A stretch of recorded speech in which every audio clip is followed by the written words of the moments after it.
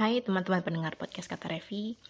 Di episode kali ini untuk tantangan 30 hari podcast selama Ramadan, saya akan membahas mengenai hubungan antara energi di dalam dirimu ketika akhirnya kamu juga memutuskan untuk membangun personal branding. Nah, sebelum kita ngomongin energi nih, saya mau ngasih tahu kalau akun thread saya yang pertama yaitu Revi_thread kena ban gitu ya. Sepertinya threads ini sedang sensitif dengan tautan apapun, jadi nggak cuma yang jualan produk digital, bahkan yang tautan menuju podcast saya ya, yang tidak ada ini ya, tanpa ada rincian jualannya, cuma tautan podcast, itu juga ditengarai menyalahi peraturan Meta.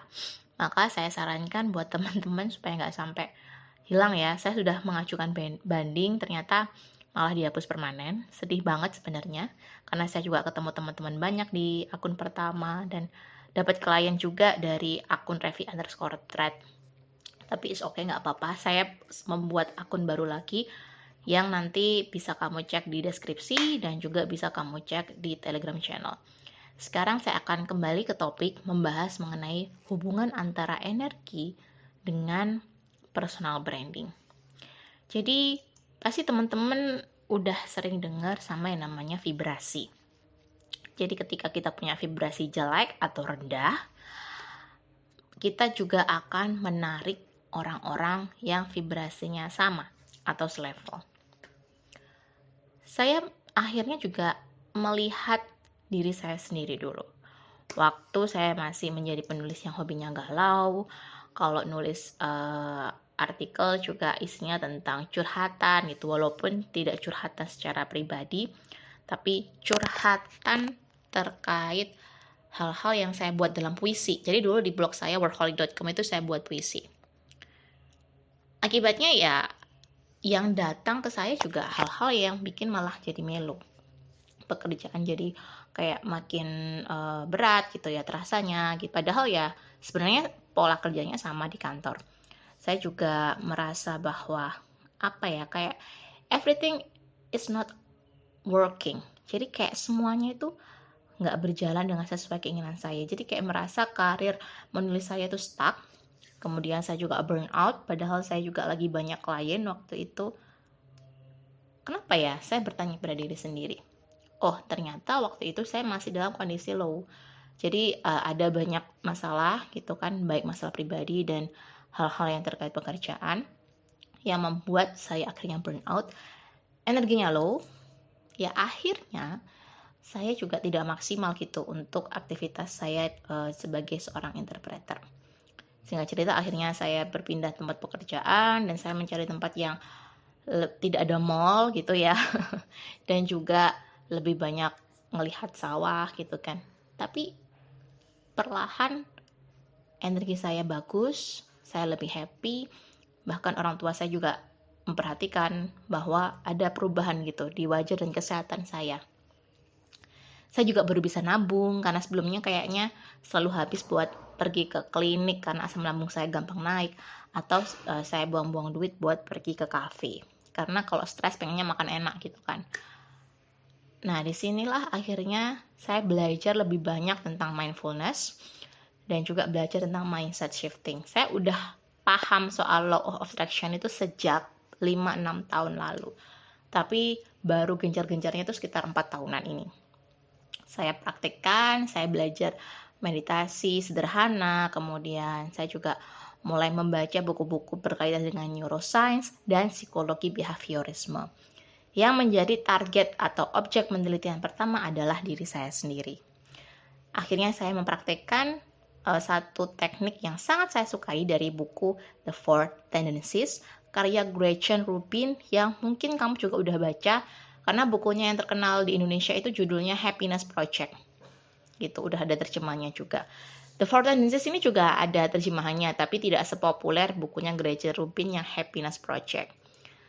The Four Tendencies ini mengajarkan saya untuk mengenali tipe tendensi saya dalam merespons hal-hal di dalam diri dan juga hal-hal dari luar. Jadi ibaratnya namanya juga tendensi, yaitu kecenderungan.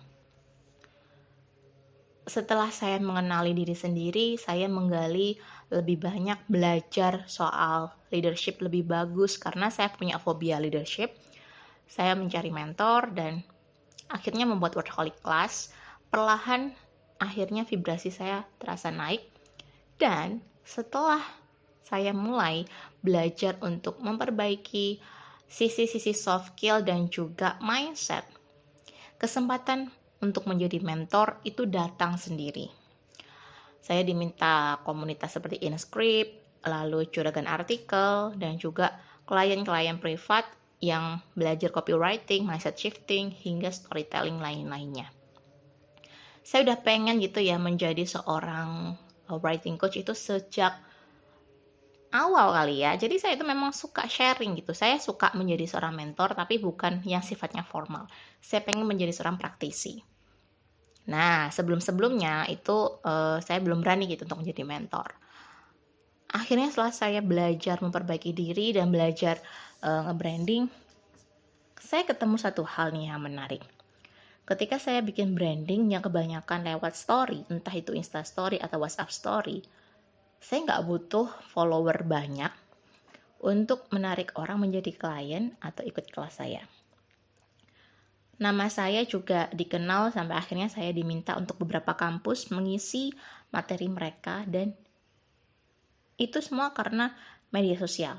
Dan perlu kamu ketahui, media sosial saya yang utama, yang personal, yaitu Revi Dinar, itu isinya juga nggak estetik-estetik amat, biasa aja.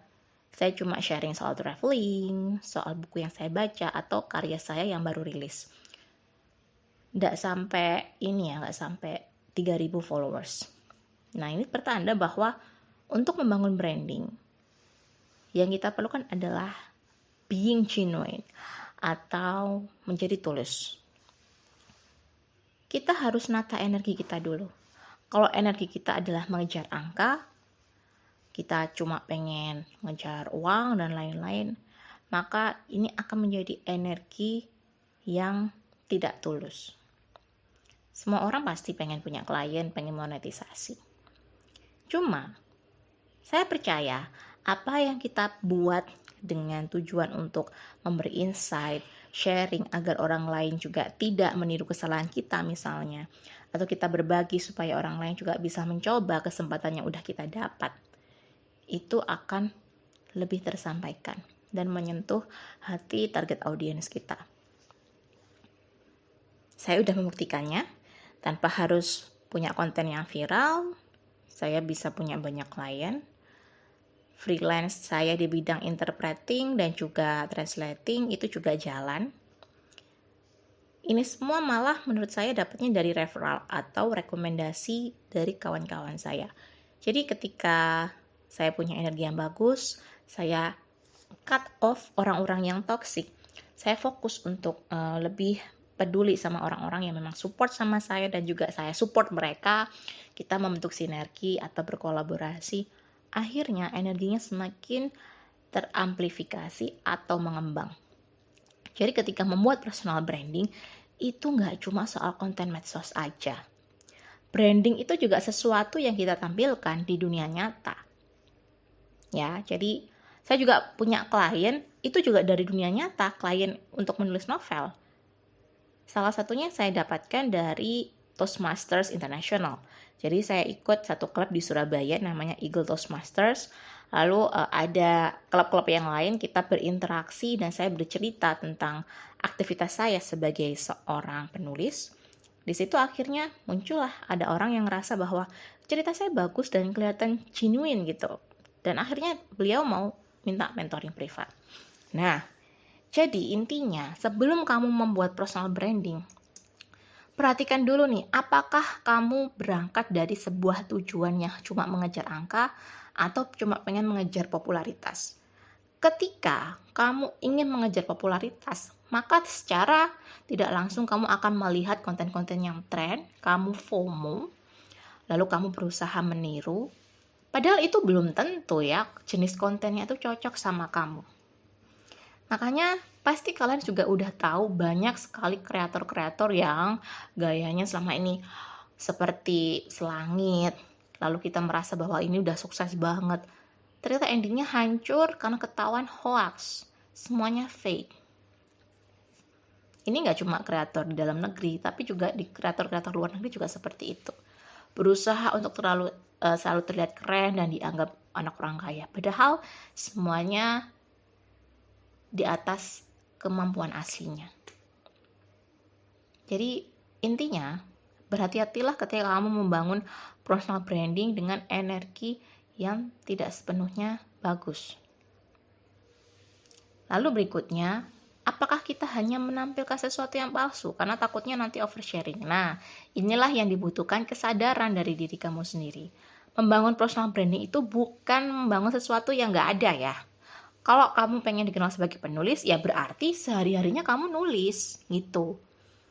Bukan karena kamu ingin dikenal gitu ya, lalu kamu baru nyoba-nyoba nulis, padahal kamu sebenarnya nggak hobi nulis amat gitu. Jangan. Jadi ketika kita membangun branding, usahakan 2-3 bulan sebelumnya memang kamu udah passion banget sama topik ini, kamu suka sama atau berminat sama bidang yang akan kamu jadikan branding. Karena membangun branding gak harus kamu jadi expert dulu. Sesuatu yang membuatmu terdorong untuk belajar itu bisa kamu bagikan. Jadi kamu membagikan pengalamanmu belajar. Ini juga bisa menjadi branding. Cuma kalau itu sesuatu yang kamu bikin atau topik yang kamu share itu cuma sekedar FOMO, bukan hal yang memang kamu passionate banget, ya jadinya bahaya dan bensinnya akan habis di tengah-tengah.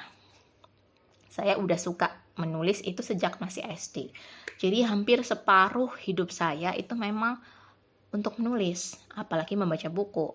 Saya kena asam lambung itu karena saya suka belajar dan kalau udah membaca buku itu sampai lupa waktu.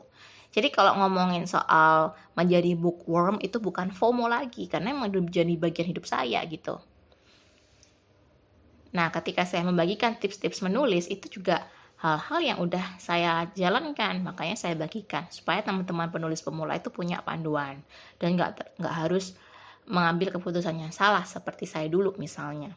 Jadi lakukan hal-hal yang memang kamu minati banget, kamu sukai dan kamu pelajari.